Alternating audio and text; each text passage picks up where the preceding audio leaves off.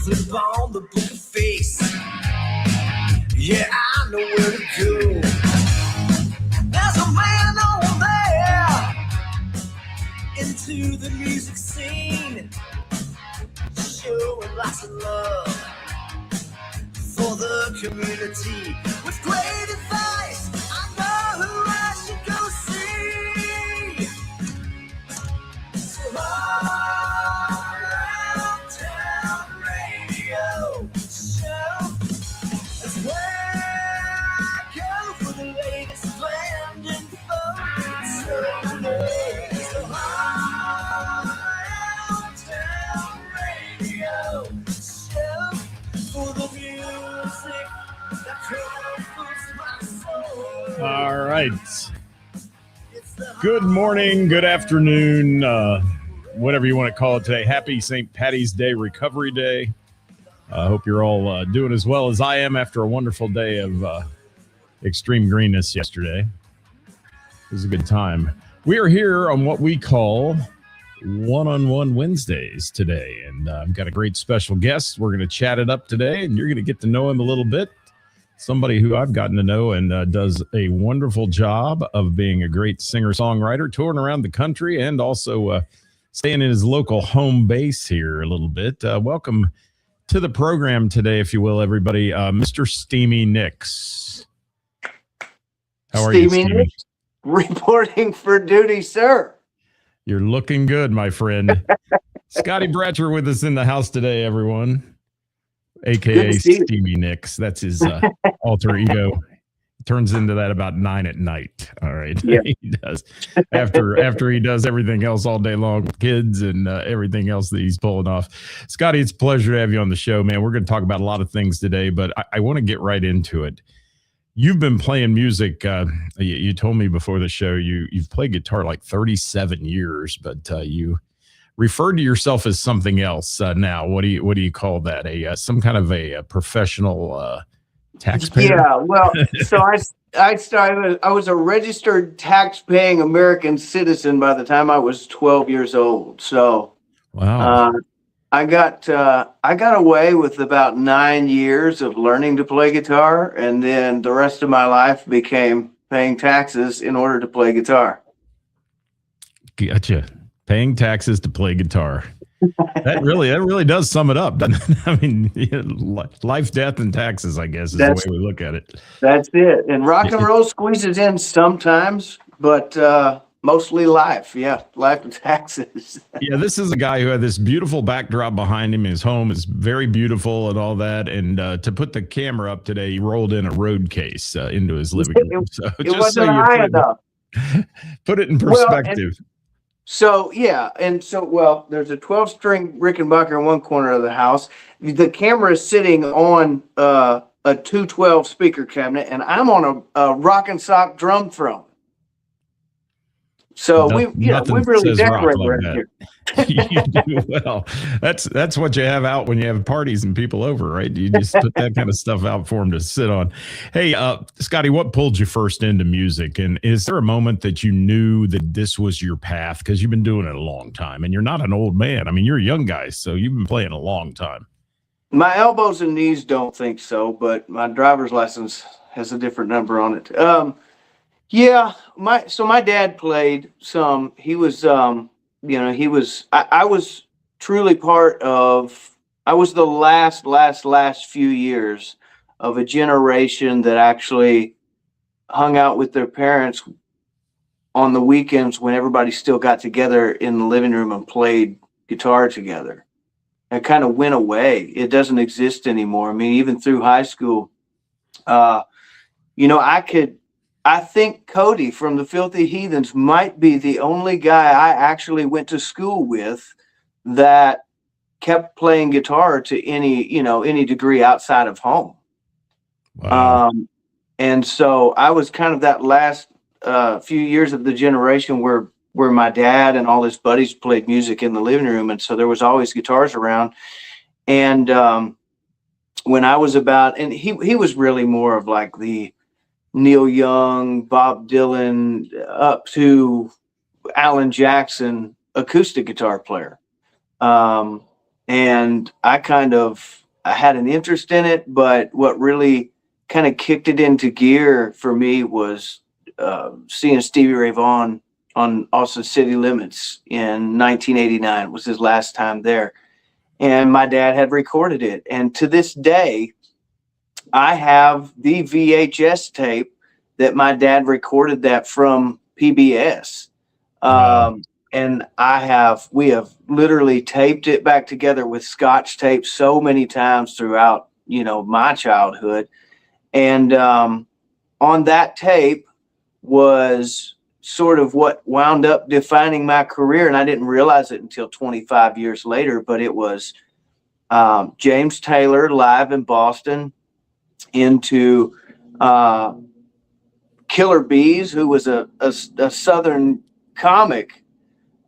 Truett and I wound up being really good friends through my time on the road with Tim Wilson. I met Killer Bees at Tim's funeral, and we became fast friends because he's a guitar player, and that's all Tim ever wanted anybody to know was that I was a guitar player. And then it was Austin City Limits with Stevie Ray Vaughan. It was The Last Waltz with the band. It was this is all one tape. It's all coming together here. It was Bruce Willis and Neil Young both separately doing their musical acts on the same episode of Saturday Night Live. And then it was Stevie Ray Vaughan on MTV Unplugged. That was one cassette tape.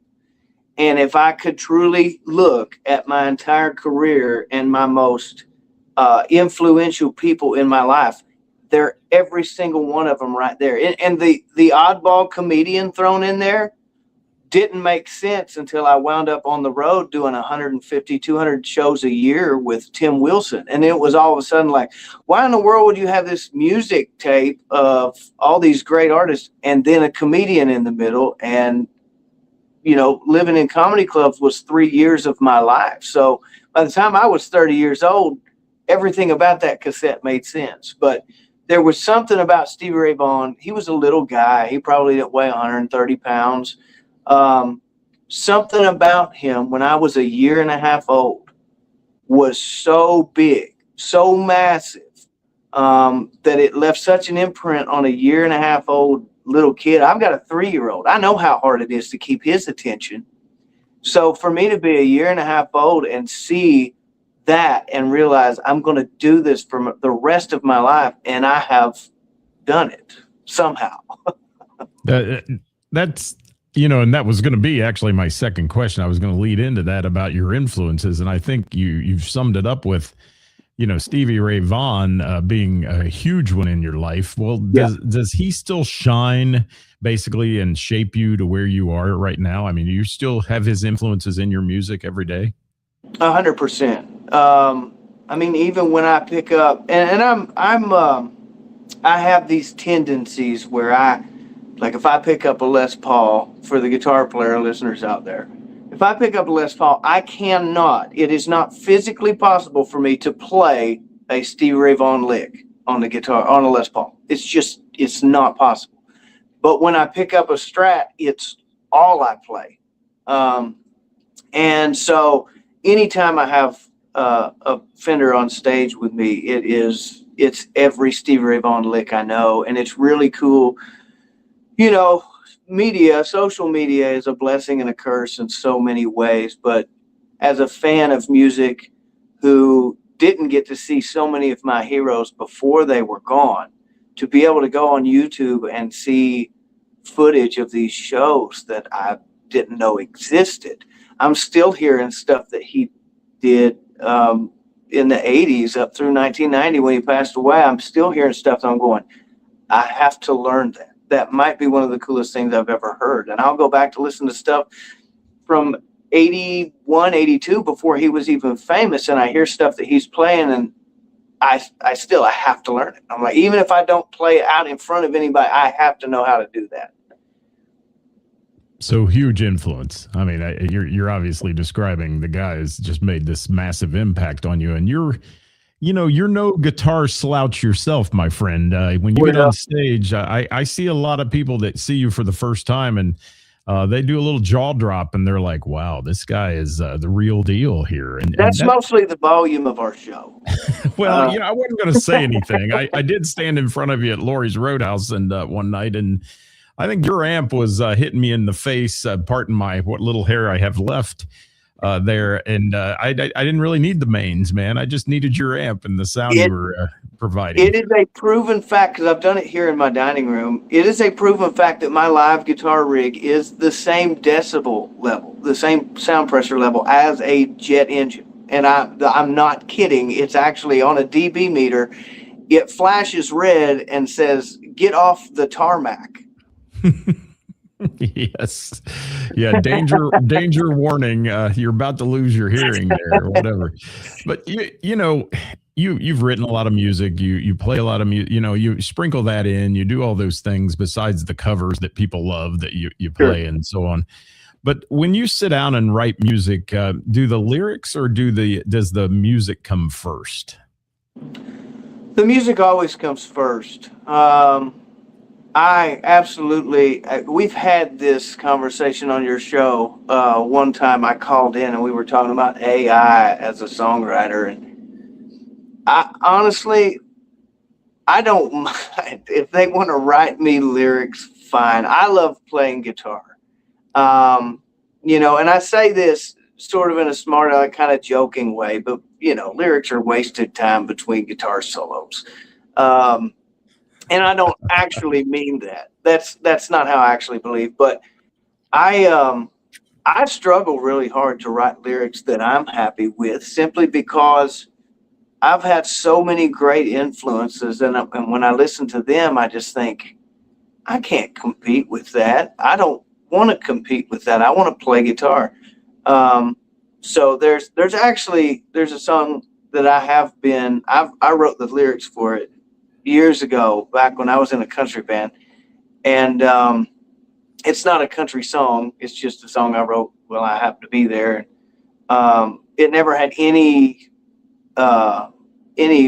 form to the song itself at all. I just had these lyrics laying around, and I was sitting here at the house playing guitar not too long ago, and I came up with this thing. I'm like, this has to be our opener. Like, this is going to be the opening song to our show. We have, I've got my whole thing has always been like, make everything as big as it can be. So, we'll have 30, 60, 90 seconds, depending on how long the show is or how long we're actually on stage, of, music playing, some sort of an intro, like you would see at a show a lot bigger than ours.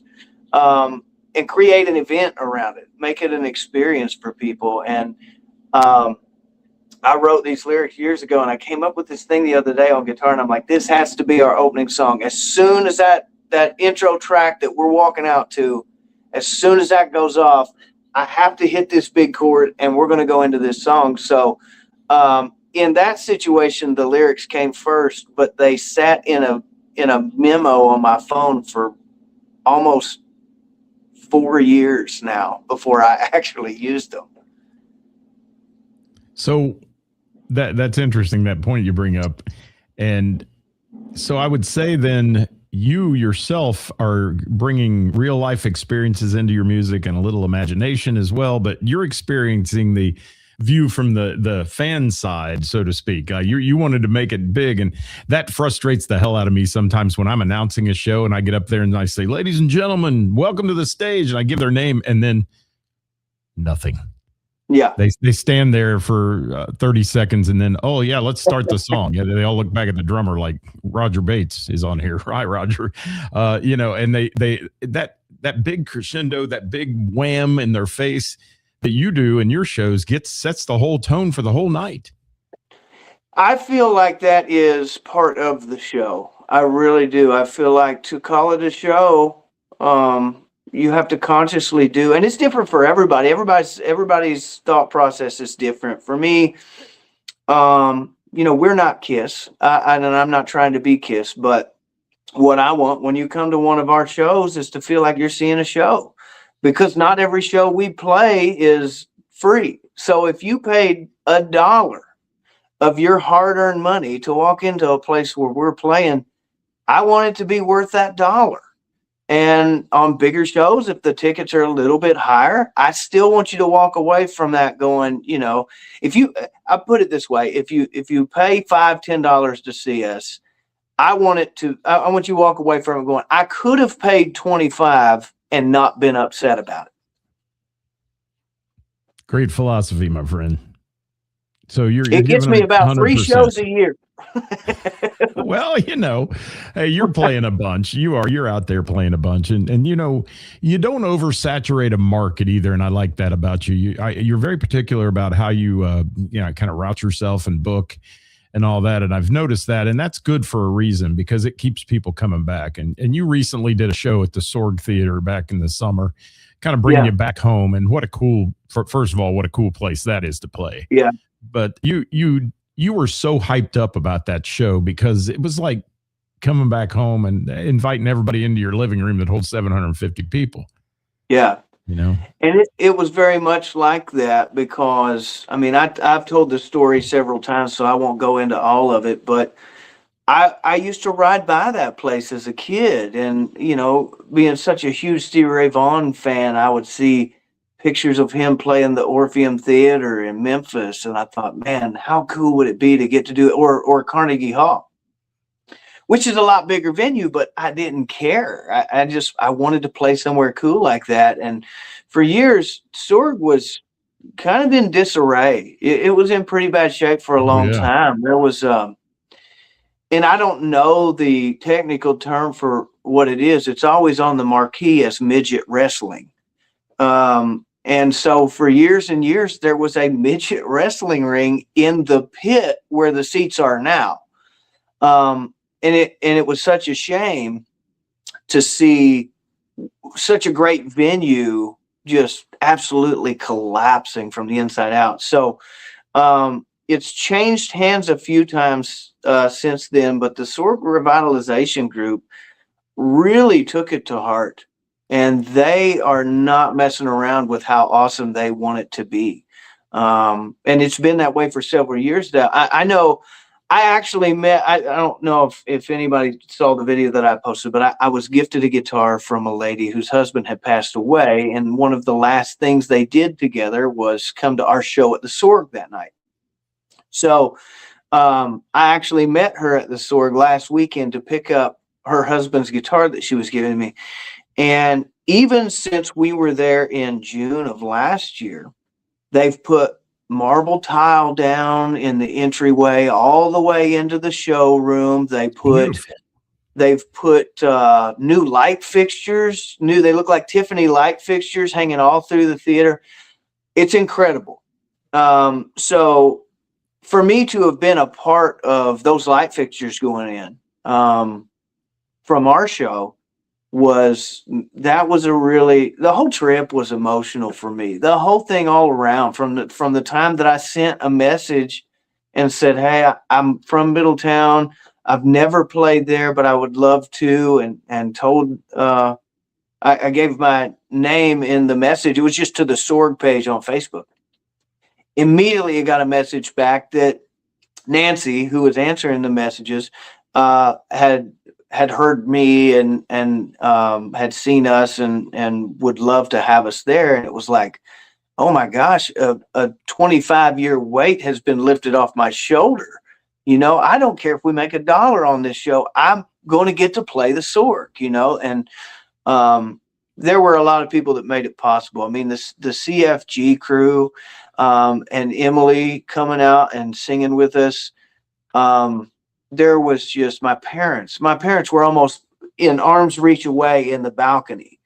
And to look up and see my parents there at the theater for the first time since before they ever started showing movies back in the day, it was a major trip. And if you saw any of that video, I don't mean any puns when I say such a trip. That was a different story. Same day, different story. I had 2 trips that day. One was really fun and awesome and emotional, and the other one was physical and nearly broke my neck. Which went viral, by the way. We're just going to say that here. It's never the great music part. It's when you fall on stage and everybody wants to see it, right? I would be lying to you if I told you that video wasn't over 300,000 views right now. It's amazing. It's amazing what turns on, as you said, the I guess the necessary evil social media. Sometimes it's wild. But I want to get back to you writing a little bit, though. I want to pick your brain because I've always wanted to ask you this question. How do you know when a song is finished? When it's in the bag and you're okay, we're going to play this song. I can give you the musician on a budget answer, and I can give you the artistic answer. The musician on a budget record, the song's done when we can't afford to spend any more time or money making it longer, adding more tracks, doing what we have to do in the studio.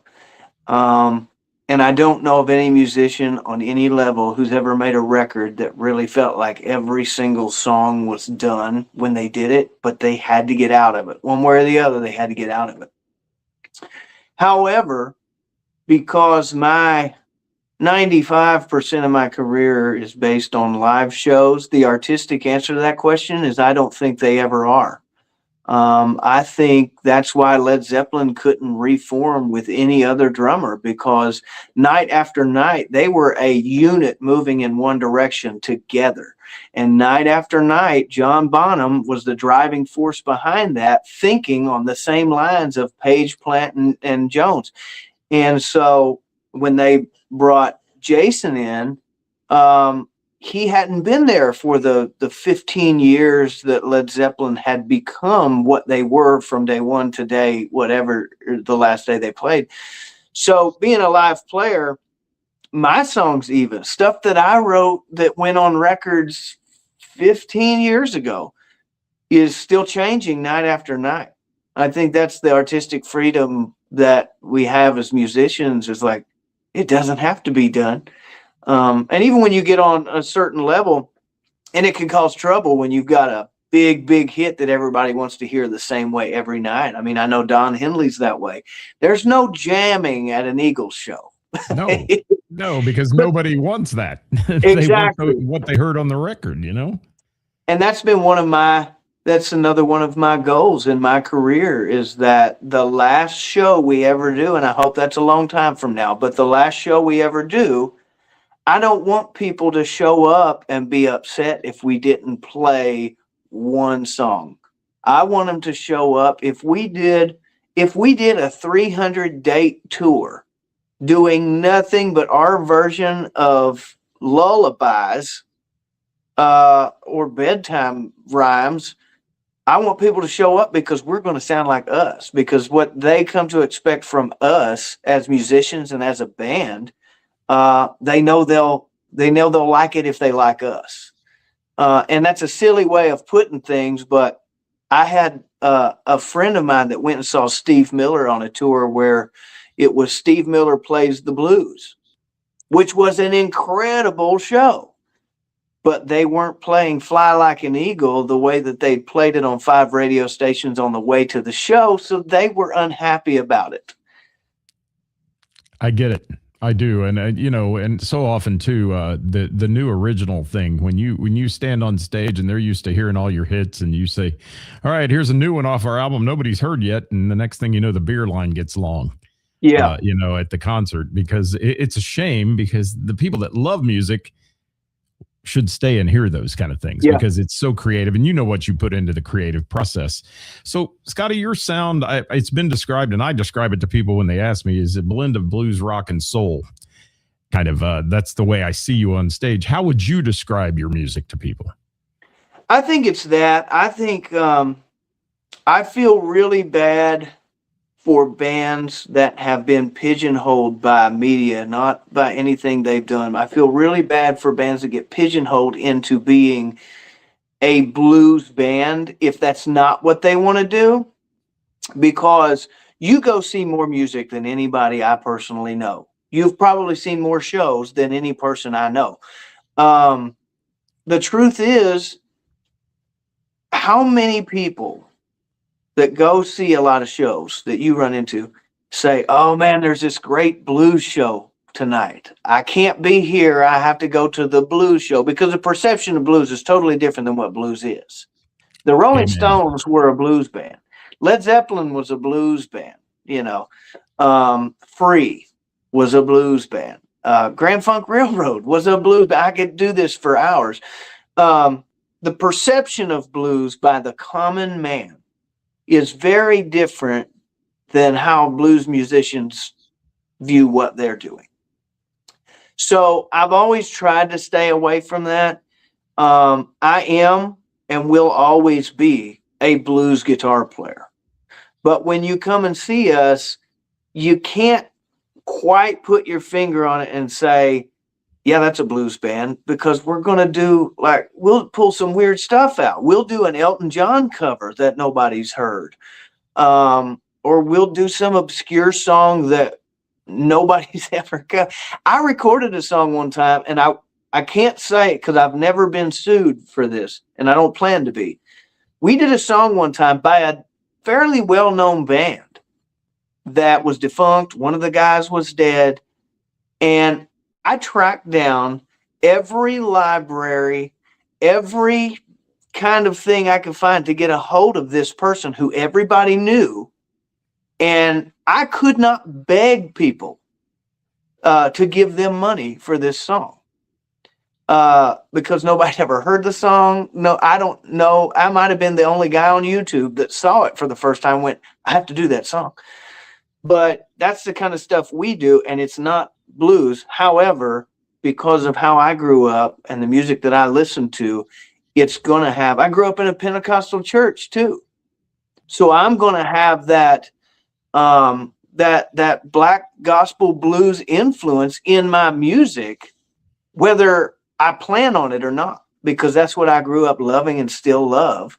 So yeah, it's difficult to describe. And even the type of music we play sounds, our stuff sounds 50 years old. I mean, which is my, that's what I like, is to go and say, hey, I don't know if this song is from the 70s, but if it was, I missed it.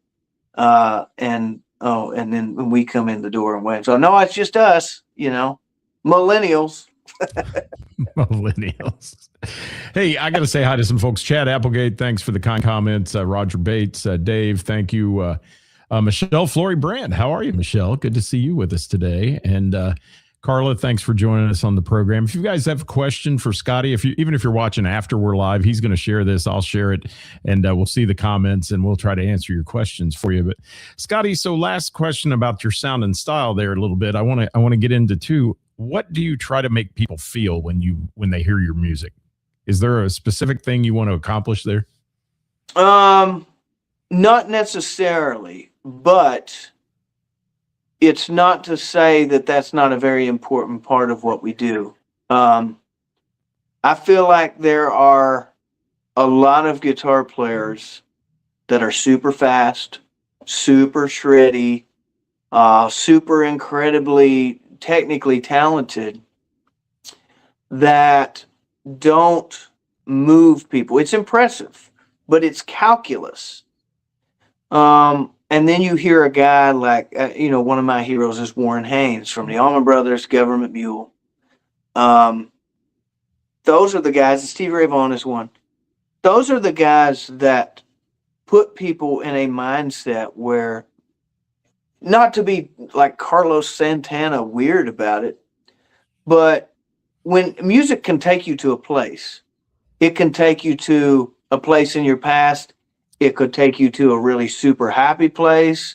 With blues, the whole theory of blues music, or the whole purpose of, not theory, there's no theory really. The purpose of blues music is to write about and reflect on something you went through, not typically something you're going through. It's to remind you that you got out of whatever the sad thing is you're singing about.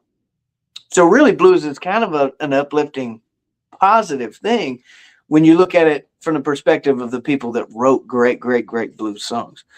But my whole purpose and what I like to convey on stage is that when you come and see us, I'm not super stuck on how you feel as long as you feel something.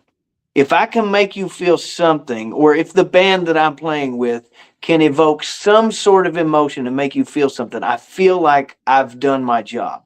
I hope it's a positive feeling. But just music is such a super, super, super power. And so to be a tiny, tiny part of something that can change somebody's mood on the fly is not something I take lightly. So I like when people walk away from it going, I needed that. When somebody walks up to me after a show and they go, I didn't know it, but I really needed to come to this show tonight. My day is made. That hits you good, huh? It does. It does. Because I've been that guy. There are records, in my life there's one record in particular that I was a very ignorant 19-year-old punk kid and went through some stuff that I thought was the end of the world. Now I'm on the, I'm a lot closer to dying than I am being born, I think, at this point. So looking back now on the stuff that I thought was the end of the world was ridiculous. But had I not had this one album in particular with the two songs that I would say are my life-changing songs, I don't know that I would have gotten out of what I was going through. I don't think I would have cared to get out of it, but there was a record that changed. I quit playing guitar. I didn't want to play guitar anymore. It was just a waste of time. It was the reason my entire life was going downhill. That's what I believed at the time. And I gave up. And then I found this record under the weirdest circumstances, and I listened to it, and every song on that record was written for what I was going through, for exactly what I was dealing with at that exact second. And so I know what it's like to be on the receiving end of what music can do for somebody. I don't believe for a second I'm that person for somebody. But if I can make somebody's Tuesday afternoon a little bit brighter when they put one of our records on, or if they're coming to a show, something to get excited about, then that's what I live for. Is there a track that you've written that you've had on your records and so on that best represents you think? We accidentally wind up making concept records because every song is so schizophrenic when it's put next to other songs on that record. It's like, how did we go, how did we get from this to now that? What in the world is happening? I don't know. I feel like every album for us up to this point, and I'm not one of those album a year guys. Honestly, I'm way, way, way behind on a new record. And that's why I'm really struggling to write something that I like. We've got to get a new record out. We sell stuff all over the place in Europe, especially.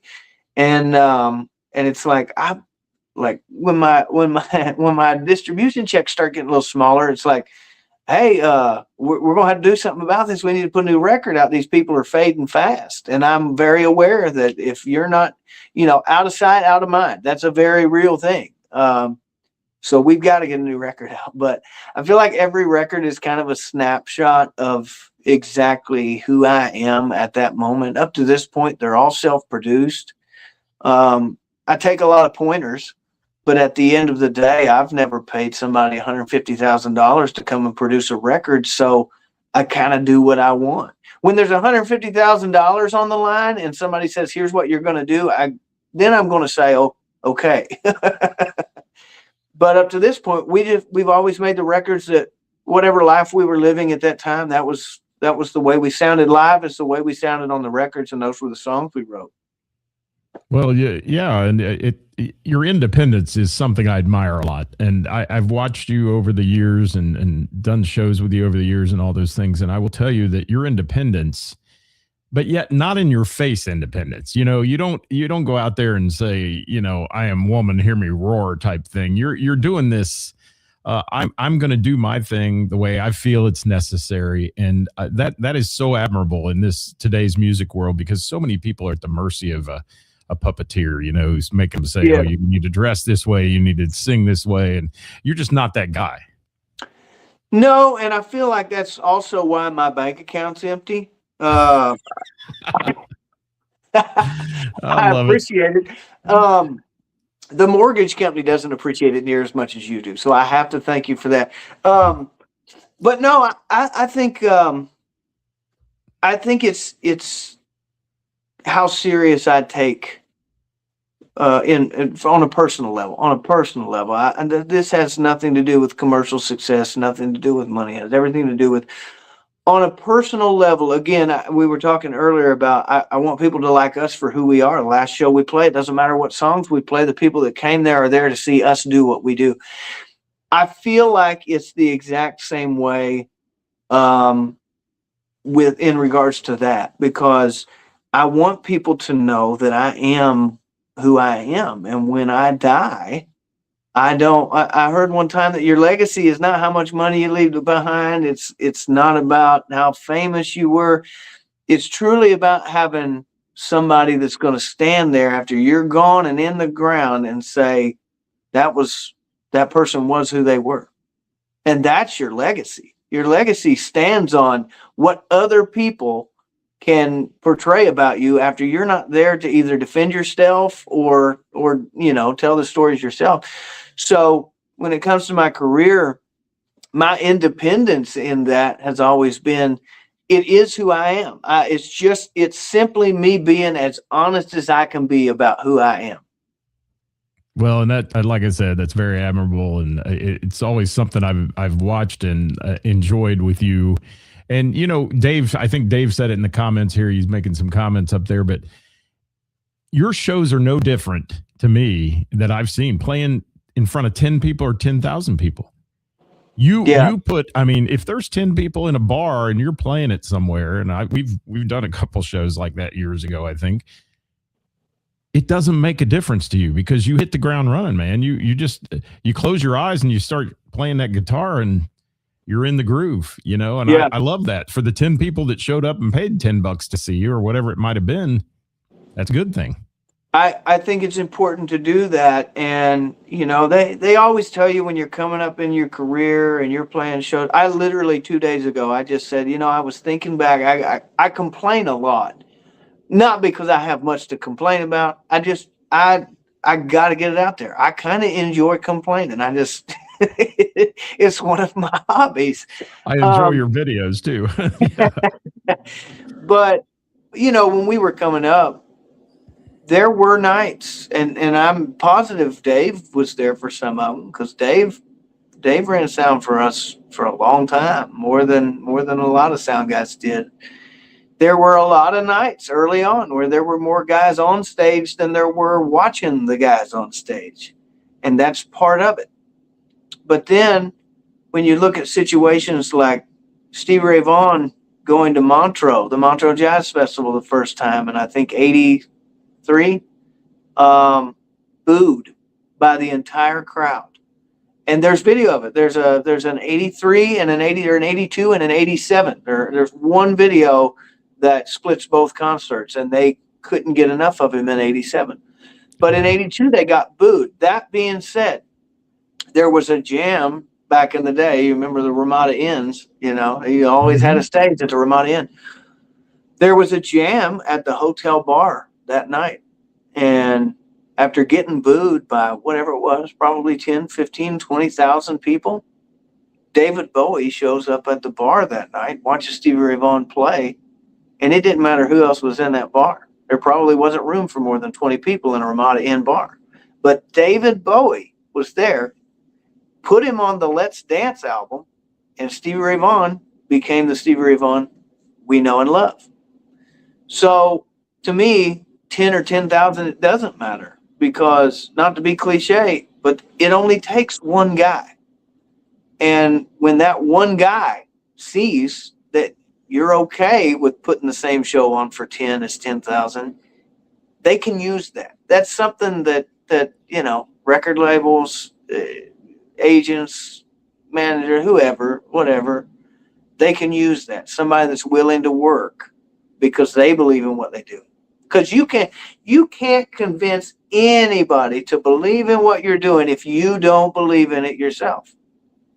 Amen. No truer words right there. I got a couple more questions. We're going to have to get out of here soon. We're running big, but you have any go-to routines behind the stage that you do like every show? Something? Honestly, just lots of caffeine. I mean, it really, I take it easy all day long. And then right before the show, mainline some caffeine and get it. No, I like the gigs where we're there at 1 o'clock in the afternoon, so I don't have to worry. I've been doing this a long time. Things can go wrong, and I am Steamy Nicks, so things will go wrong. So I just happened to look at the screen and it's there. I had to say, things will go wrong. So when you get to a gig early enough, when things go wrong, you can fix them. You're not stressed out before the show. Just lots and lots of time to just relax and take it easy. And then you walk out on stage and you get 2 weeks worth of cardio in 90 minutes, and you walk back off the stage and you're tired again. You have such a great perspective on things. And is there one lesson the music industry has taught you in a kind of a hard way? Because you do like to complain every once in a while. I do. Honestly, what the music business has taught me is nobody is actually serious about art. Nobody is actually worried about how good you are. Nobody is worried about you making money on something you've worked your whole life to perfect. They don't care. What they care about at this point, and it's changed over years. I went into the president of Capitol Records with an artist that was signed to Capitol Records. And he's probably not there. I won't say his name, but it's important that you know it's Capitol Records. The Beatles, the band, Tom Petty, Capitol Records. I walked in there as the guitar player that I am. We had done a demo with some session guys in Nashville. And Jimmy Hall from Wet Willie, Hank Jr.'s band leader, and Jeff Beck's lead singer. I mean, quite the pedigree. And I walked in with this other Capitol artist, and he wanted to introduce me to this guy. And he took this little 3 or 4 song record we had done the night before, and we walked it into Capitol Records, and we handed it to the president, and he listened to it while we were sitting there. And he goes, it's really good. I think it's great, but we're Capitol Nashville, and we don't know what to do with this. I mean, I look at it as a fan of music. That to me says pink slip. What if Ahmet Ertegun had said that? What if the guy had said, we're not going to start Swan Song Records for Led Zeppelin because they got their name because somebody said they were going to drop like a Led Zeppelin. Well, that didn't happen. So hardly. Yeah. So, but what if I told somebody last night, I said, there's not a band on the planet, not a rock and roll band. There might be some pop bands, but I'm not in that business. That doesn't concern me. There's not a rock and roll band on the planet that didn't get their shot from another band that said, "You guys are really great. I want you guys out on the road with us." I'm not talking now, not 2000s, I'm not talking some Creed bullcrap. I'm talking some Aerosmith stuff, some AC/DC stuff. I'm talking the iconic bands that shaped rock and roll. They all went out with somebody. Everybody's first tour. Jimi Hendrix was out with the Monkees. And everybody left after Jimi Hendrix opened because they'd seen all there was to see at that show. Well, they weren't seeing a real band out of the Monkees anyways. Well, there's that. But that doesn't happen anymore. And it's unfortunate because you have this dream that people tell you, oh, one of these days somebody's going to see you and they're going to take you on the road with them. They're not like that. There's going to be an agent involved that says, I can make money on this. I had a meeting with an agent one time, a manager that manages a huge band that are friends of mine. And I sat down in his office and said, what do I need to do to make this happen and go out for 10, 15 dates with your band? Well, we need to look at your social media following and we need some records. If you made $50,000 last year, we want to see that you brought that up from $40,000 the year before. And then we want to see $75,000 this year. And then maybe next year, if you're at $150,000, that's something we can make money on and we'd be interested in. That's my life. These are like real life experiences for me. And by the time you're making $500,000 take home every year playing guitar, I don't need an agent. I can live on that. I don't do this to get rich. I do it because I believe in it and I love it. And if I can survive with it, then that's what I'm going to do. I don't have to be the biggest thing. I don't have to. I'm not turning down a Grammy. I would love a Grammy. But I'm not going to die a lonely old man who feels like a failure if that's the only thing in my list that I didn't get. I got to play music my whole life. That's number one. Man, I love your vibe. You do. You bring some inspiration to the stage, and that is so important to me. And just talking to you right now just shows me what a good human you are. And you want to do what's right, but you want to do it for you, and that's a cool story and a great backstory to your whole life in this thing. So let's talk real quick. You got something to add to that? Go ahead. No, I was going to say it's not doing it for me in a selfish way. Honestly, I feel like doing it for me is what the people that want us to succeed deserve. That's kind of just the little tag on the end of what you said, and I appreciate everything. I appreciate the support, and it's not for me in a narcissistic way as much as it is. It's for me because when I'm old, I want people to know that I'm me. Like I didn't cheat them. I didn't try and convince them I was somebody I wasn't just for their tickets. I don't want to sell tickets because of who you think I am. I want who you think I am to be who I am, not all that. So, and then I'll drop it, but that's kind of I agree with you, and I wanted to add that because that's an important. The fans that come and see us and have supported us for seriously the 26, 27 years I have been doing this professionally, they deserve a lot. They deserve all the credit because I'm a guitar player. I would be playing guitar, but I wouldn't be doing it in front of people if I didn't have people to do it in front of. Yes, sir. Well, if you want to see Scotty real soon, it's happening Sunday, and he's going to be at the Bell and the Bear hosting at 6 p.m. on Sunday the second annual Shred Off, and that is a cool event. Last year, Mason Johnson won it, and from CFG and the Family, a killer young guitar player. And you were a part of that. You were a part of it this year. Tell me about this event if you can, real quick, and just describe what it does, and if nobody's ever been there, what's happening on Sunday. Well, for me, it's a really cool opportunity because I don't get out much. So I go to, as far as Cincinnati musician hangs, I don't think there's a better one.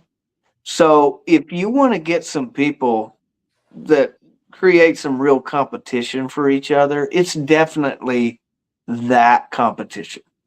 Because it's guys that play guitar. And there's a lot of guitar owners in the world. I'm kind of a guitar owner, but guitar players that like really, believe in it and just like, I play guitar and I want everybody to see it. I want to go show these people what I could do.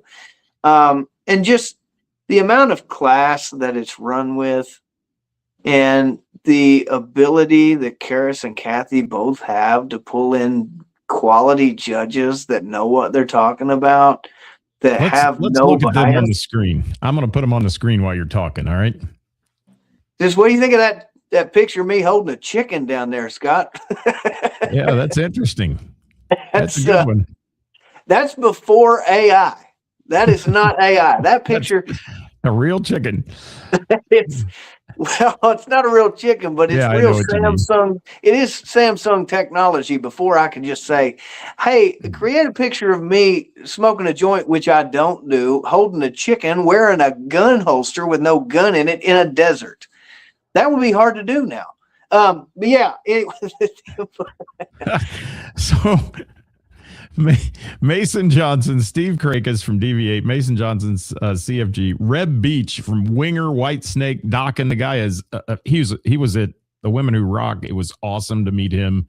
Rob Olson, who's a killer guitar player as well, and been involved with all kinds of guitar companies, and of course the one wildcard judge, Karis, who's in on this thing to help judge, and she doesn't play guitar, but she plays air guitar really well. So we'll see how that goes, Scotty. And but the cool thing about that is because everybody else is a guitar player. So they're going to look at it as a guitar player would from a technical standpoint. But she has such a different viewpoint because she doesn't care how difficult it is. She's one of those people that loves music so much that she's judging on what moves her, whether it's how it sounds, how it looks, how it feels. She has like her judgment comes from a place of like her personality. Like it truly is like she's a perspective of what that guitar player that just got done playing has, does to a person emotionally and physically, how they react to it. So it's a really cool dynamic there. Very rarely have I ever seen or been a part of a competition where a person wasn't judging me based on what they know as a technical ability. Yeah, it's cool. And we love Karis. She's my foul mouth co-host on Tuesdays, and I'll pop a little picture. That's a great photo of her, by the way, but it just shows her personality, and she reads the customers, and that's what you're talking about. I mean, she takes it from a customer perspective, and is this guy going to turn on my bar and make people excited about being there? And that's, or girl or whoever's playing, but she's good at it. She's very good at it. And that's happening on Sunday. I'll be there. I'm going to be there to watch, just be in the audience, enjoying myself, and watch the incredible Scotty Bratcher host this thing. And he'll be full of humor and fun, and bringing those folks up on the stage who are competing in this year's competition. Yeah. And that's another thing I've noticed with everything I've ever done there. Whether it be Women Who Rock or we do the fundraisers for animals. And I mean, I've been, in and out of down there for a solid 5 years now. I think that we've all known each other from there. When you walk back, you guys joke a lot about whether it's called the backstage area or what it is, but for the sake of that, I'll call it the backstage area. This is how impressive the Belle is, and the sort of personality she set up for the venue. There are 20 guitar players at any given time standing in that room, all holding guitars, and nobody gets in a fist fight. And very, very seldom can you get that many good guitar players together and somebody's not smarting off, somebody's not, it's such a quality place. People go there.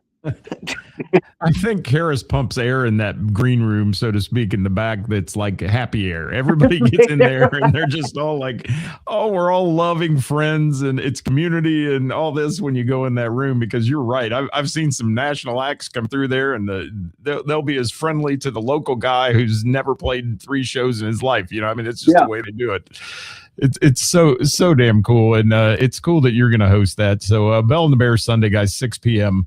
start time. Get there early because it's going to be busy. It'll be jam packed as always. And Jeff Vance has our resident sound guy from the Belle and the Bear. He says he's putting the blast shield on Scotty's amp. So you may not have to. I have a magic trick. I might throw in there and just surprise everybody. Perfect. Hey, Scotty, I appreciate you being here. We've run so long today over what we normally do, but I could talk to you for hours, man. You just inspire me every time I get a chance to sit down and chat with you. And I got 2 more questions really fast here. How important is it for artists to stay connected to their hometown roots? What do you think? I think it depends on where your hometown is. For me personally, it's very important because I grew up in the middle. I grew up technically in Middletown, but several miles outside of Middletown, and you had to drive through two townships to get back to a Middletown address. Um, so there's a lot of my playing and the way I believe, my work ethic, and a lot of that stuff that comes from the fact that my dad worked at the steel mill that built my hometown. And so did his dad. And so did my mom's dad and my dad's brother. And if I hadn't started playing guitar, I would have been third generation steel worker. So if it wasn't for that steel mill, I wouldn't believe and feel the way I do about how I go about my business. Well, very good. Last question for you. I ask it to everybody. You've had it before. If you could take the stage with any artist, past or present, who would it be? Man, this is such a hard question. I'm always going to go Stevie Ray Vaughan because even if I wasn't playing, even though I'm just standing there, you think I'm loud. He was twice as loud as I was.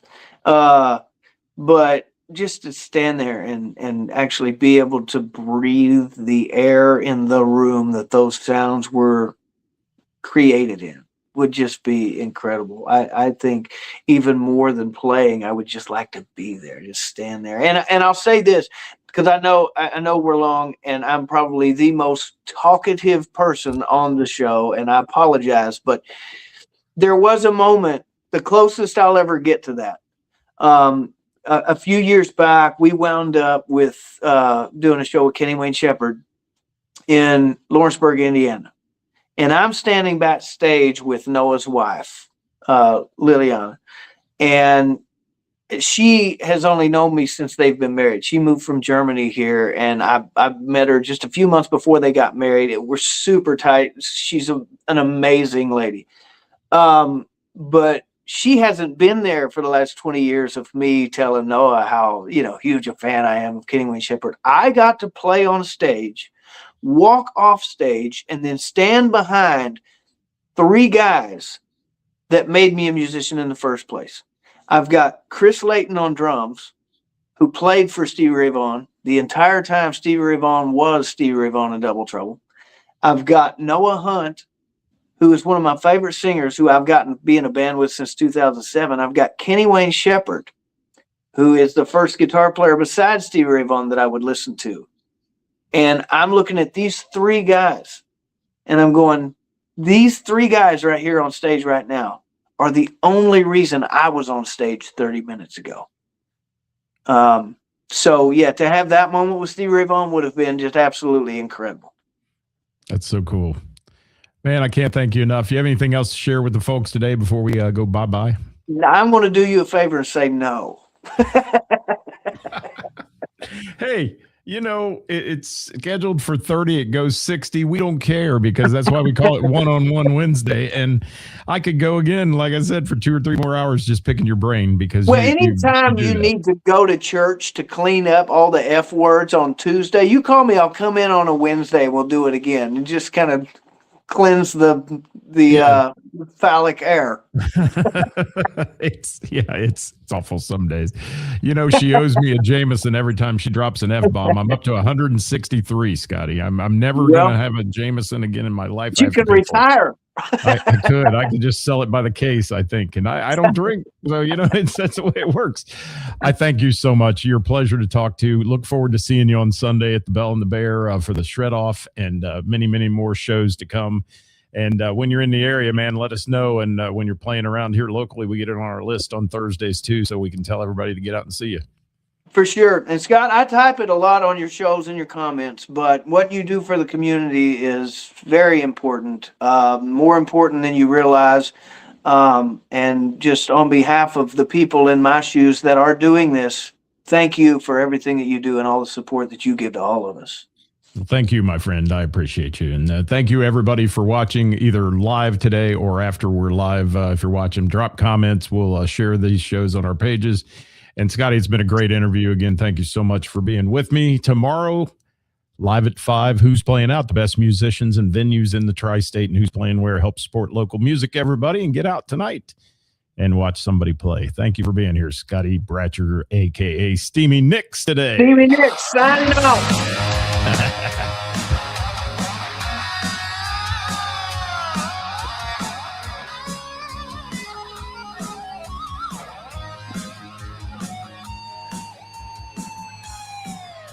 Working for the weekend. Just a quick reminder, the views and opinions expressed in this program are those of the speakers and do not necessarily reflect the views or positions of our sponsors or any entities that they may represent. Thanks for watching, everybody. We'll catch you next time. Bye-bye.